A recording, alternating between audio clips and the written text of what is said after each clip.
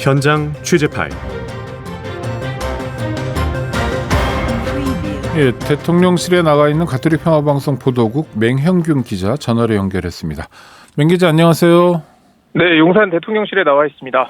네, 천공이 다시 또 등장했는데 일단 지금 나온 의혹은 대통령 관저 선정에 개입했다는 거죠. 둘러봤다는 건데 어떤 의혹이 제기된 건가요?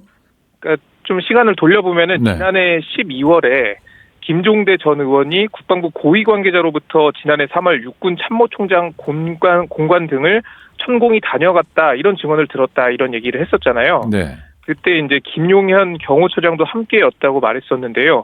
당시 대통령실은 이 같은 주장을 강하게 부인했었습니다. 네네. 그래서 김종대 전 의원을 대통령실이 고발하기도 했죠.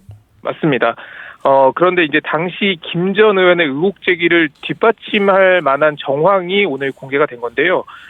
천공이 한남동 공관을 다녀갔고 그 사실을 당시 남영신 육군 참모총장이 알게 됐다는 겁니다. 공관을 관리하던 부사관이 남 전 참모총장에게 보고를 했고 그걸 남 전 총장이 부승찬 전 국방부 대변인에게 알렸다는 내용입니다. 오늘 공개된 건 부승찬 전 대변인이 공개했다는 거죠? 그러니까 보도로 나왔는데요. 네. 그 내일 부 전 대변인의 저서가 출간이 됩니다. 권력과 안보라는 제목이고요. 이 책에 담긴 내용입니다. 되게 구체적으로 나옵니다. 부 전 대변인은 지난해 4월 1일 서욱 당시 국방부 장관의 일정에 동행을 했고요. 남 전 총장이 뒤따라와서 말씀드릴 게 있다면서 얼마 전 아무개와 천공이 한남동 육군 총장 공관과 서울 사무소를 방문했다는 보고를 받았다 이렇게 말했다는 것입니다.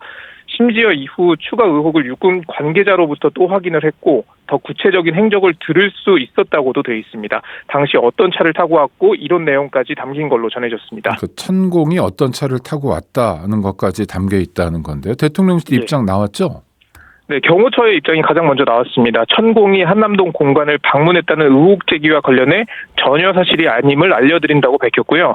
또 김용현 경호처장은 천공과 일면식도 없고 천공이 한남동 공관을 둘러본 사실이 전혀 없음을 거듭 밝힌다고 강조를 했습니다. 그러면서 사실과 다른 전언을 토대로 더불어민주당이 앞장서서 가짜뉴스를 확산하는 것에 대해 강한 유감을 표명한다고 덧붙였습니다. 여당 반응은 어떻게 나오고 있습니까? 청담동 술자리 가짜뉴스 시즌2다 이런 반응이 나옵니다. 특히 부승찬 전 대변인이 김종대 전 의원의 보좌관 출신이거든요. 이 부분을 문제 삼으면서 양금희 국민의힘 수석 대변인은 결국 지나간 거짓 폭로의 반복이다 이렇게 지적을 했고요. 결국 수사를 통해 진실이 밝혀질 것이다 이런 취지로 이야기를 했습니다. 네, 야당의 공세라고 보는 것 같은데 야당 입장은요? 박홍근 더불어민주당 원내대표가 직접 나섰습니다. 그동안 이 천공의 대통령 관저 이전 개입에 대한 의혹이 무성했으나 대통령실은 부인으로 일관해 왔다고 지적을 했고요.